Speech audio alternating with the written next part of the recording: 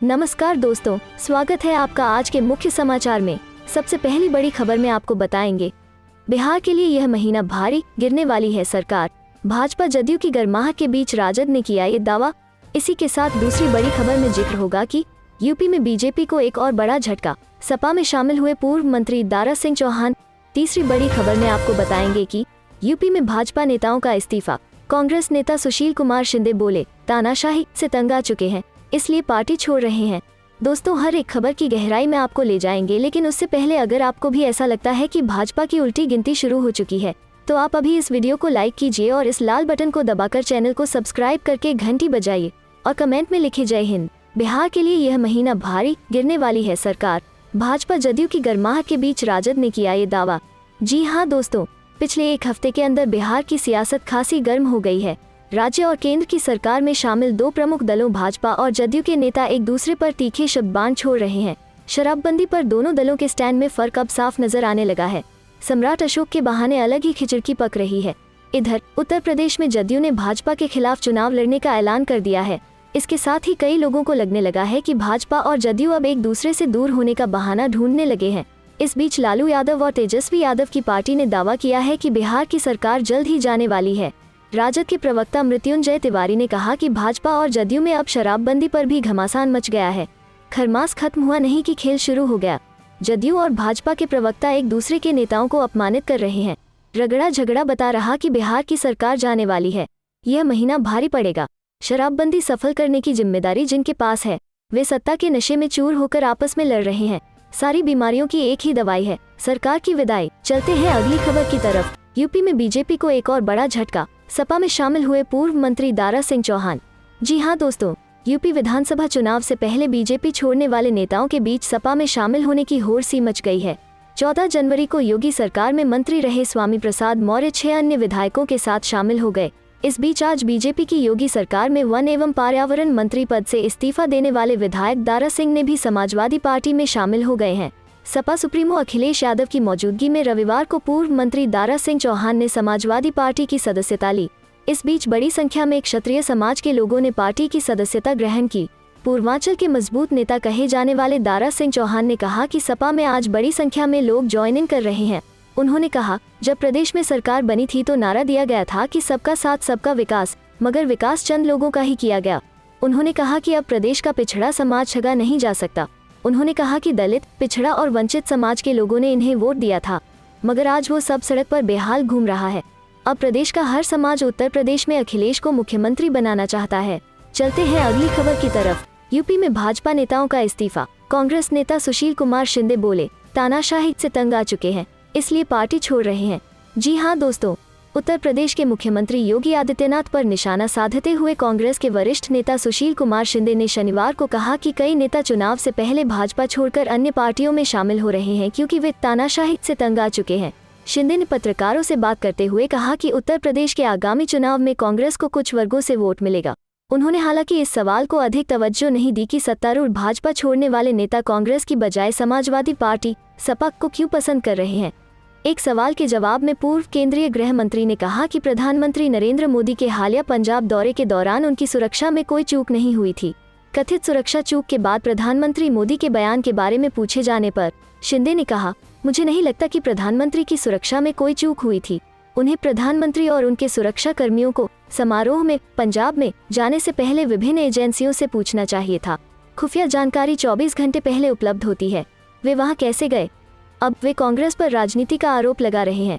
शिंदे ने कहा कि इससे कोई फर्क नहीं पड़ता कि उत्तर प्रदेश में भाजपा के कुछ नेता कांग्रेस में नहीं बल्कि सपा में शामिल हो रहे हैं। उन्होंने आरोप लगाते हुए कहा, इससे कोई फर्क नहीं पड़ता कि वे किस पार्टी में शामिल हो रहे हैं। कांग्रेस को उत्तर प्रदेश में कुछ वर्गों से वोट मिलेंगे। चूंकि वे भाजपा में तानाशाही से तंग आ चुके हैं, इसलिए वे उत्तर प्रदेश में अन्य पार्टियों में शामिल हो रहे हैं। चलते हैं अगली खबर की तरफ। चुनावी सीजन में कैश बरामद, 2 गाड़ियों में मिले 58 लाख रुपए। जी हाँ दोस्तों, उत्तर प्रदेश के कानपुर में इत्र कारोबारी के घर से सैकड़ों करोड़ मिलने के बाद अब यहाँ पुलिस को रोड पर चलने वाली गाड़ियों से लाखों का कैश मिल रहा है। शनिवार को 2 थाना क्षेत्रों में 58 लाख रुपए कैश पकड़ा गया है। इसमें 8 लाख जब्त किए गए हैं, जबकि 50 लाख की जांच हो रही है। पुलिस इस समय कानपुर में सड़कों पर गाड़ियों में चेकिंग करके कैश ले जाने वालों के खिलाफ अभियान चला रही है। शनिवार को शहर के चकेरी और बर्रा थाना क्षेत्रों में चेकिंग के दौरान पुलिस ने 2 गाड़ियों से 58 लाख से ज्यादा कैश बरामद किया है। पहली बरामदगी बर्रा थाना क्षेत्र से 8 लाख रुपए की हुई। इसके ऑथेंटिक कागज न मिलने पर पुलिस ने पैसा जब्त कर लिया। वहीं रामादेवी इलाके में एक स्कॉर्पियो गाड़ी में जा रहे अमिन राइन नाम के शख्स से 50 लाख की बरामदगी की गई है। अमिन व्यापारी हैं और उनके पास ज्यादा कैश होने के चलते पुलिस ने इनकम टैक्स टीम को जांच के लिए बुलाया है। पुलिस और इनकम टैक्स की टीम ये जानने की कोशिश में लगी है कि कहीं ये पैसा किसी राजनीतिक दल से जुड़ा तो नहीं है। वैसे अमिन राइनी बीएसपी नेता शमशुद्दीन राइनी के नजदीकी हैं। डीसीपी कानपुर ईस्ट प्रमोद ने कहा कि ये पैसा एक गाड़ी से बरामद हुआ है, जिसकी जांच के लिए इनकम टैक्स और जिला प्रशासन को बुलाया गया है। इसकी जांच की जा रही है। गौरतलब है कि कानपुर के ही इत्र कारोबारी पीयूष जैन को कानपुर से गिरफ्तार किया गया था। छापेमारी के दौरान उनके पास से 257 करोड़ कैश और ज्वेलरी बरामद की गई थी। बता दें कि पीयूष जैन कानपुर के नामी गिरामी इत्र व्यापारी हैं। ये मामला टैक्स की चोरी का था।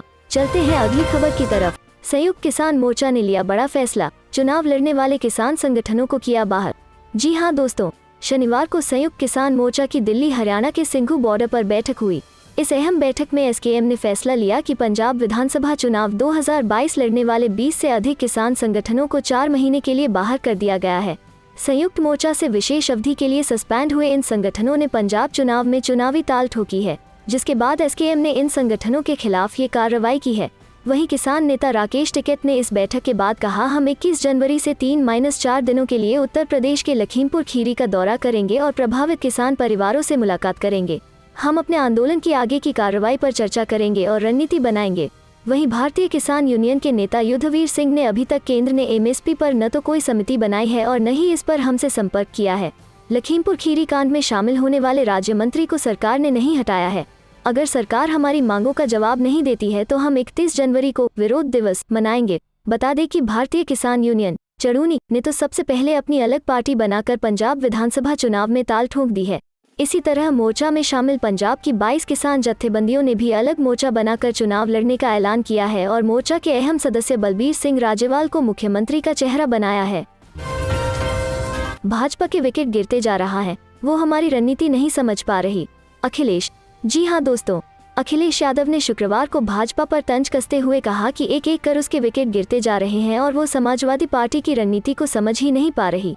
यादव ने भाजपा के 2 मंत्रियों और 6 अन्य विधायकों को समाजवादी पार्टी में शामिल करते हुए यह बात कही, जिन्होंने हाल में भाजपा छोड़ने की घोषणा की थी।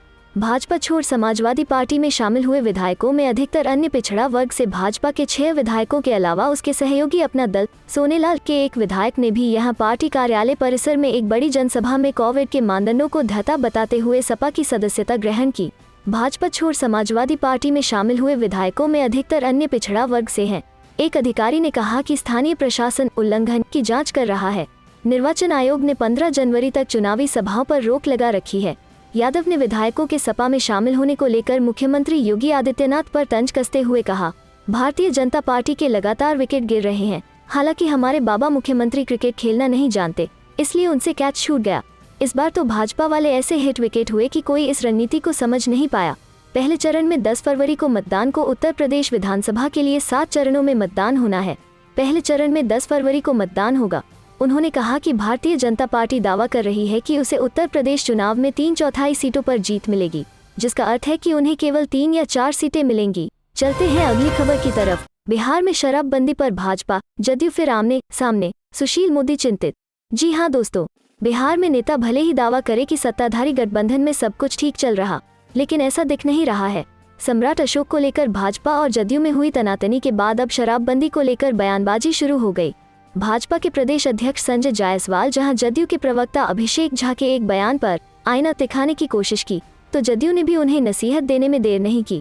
भाजपा सांसद जायसवाल ने अपने फेसबुक वॉल पर पोस्ट करते हुए जदयू को नसीहत दी, मीडिया की दुनिया से बाहर जाकर अपनी पंचायत के ही किसी आम व्यक्ति से संपर्क कर लीजिए, शराबबंदी और पुलिस की भूमिका समझ में आ जाएगी। उन्होंने लिखा कि उनकी प्रवृत्ति नहीं कि व्यक्तिगत आरोपों का जवाब दे।